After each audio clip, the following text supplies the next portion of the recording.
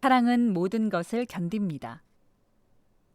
고린도전서 13장 7절은 사랑이 모든 것을 견딘다고 가르쳐줍니다.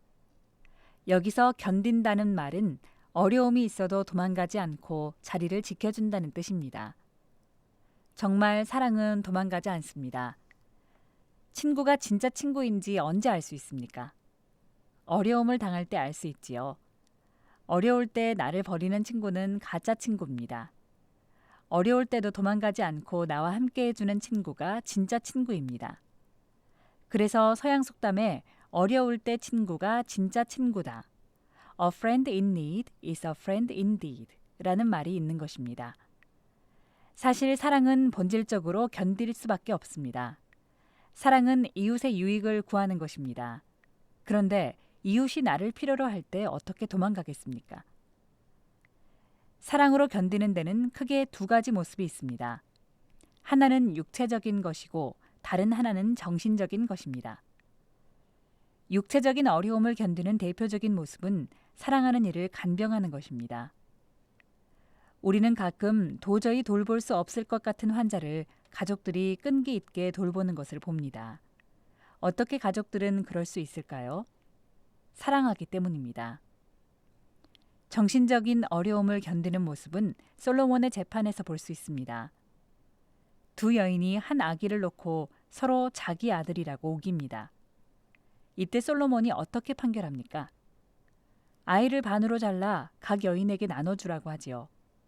그러자 어떤 일이 생깁니까? 진짜 어머니는 아이가 죽는 것을 볼 수 없었습니다. 그래서 아이를 그냥 저 여인에게 주라고 합니다. 진짜 어머니가 아이를 얼마나 되찾고 싶었겠습니까? 그러나 아이가 죽는 것을 그대로 둘 수 없어 아이를 잃는 슬픔을 견뎌내고 아이의 생명을 지켜주는 것입니다. 우리가 이웃을 사랑하면 저절로 모든 것을 견디게 됩니다.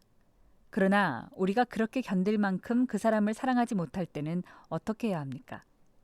하나님을 바라보며 견뎌야 합니다. 사람들은 가끔 이런 말을 합니다. 너를 봐서는 이 일을 해줄 마음이 없지만 내 아버지를 봐서 해준다. 이와 비슷하게 이웃을 사랑하지 못해도 하나님을 생각하면 하나님이 사랑하시는 이웃을 위해 어려움을 견딜 수 있는 것입니다. 사실 이렇게 견디는 것은 성숙한 사랑이 아닙니다. 그러나 이렇게라도 하면 두 가지 좋은 점이 있습니다.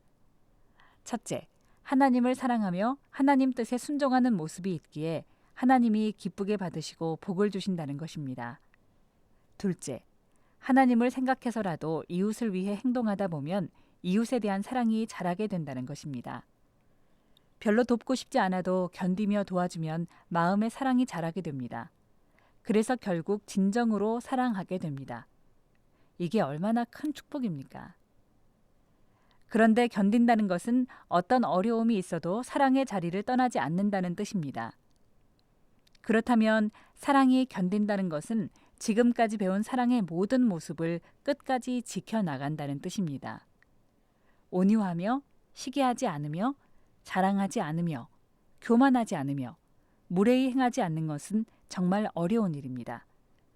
그러나 사랑은 견디는 것이기 때문에 속상하는 일이 있어도 화나는 일이 있어도 다 견뎌내고 이런 사랑의 모습을 지켜야 하는 것입니다. 우리 모두가 견디는 사랑으로 모든 사랑의 모습을 잘 지켜서 하나님께 기쁨을 드리고 이웃에게 덕을 끼치고 우리 자신도 행복하고 보람된 삶을 살 수 있기 바랍니다.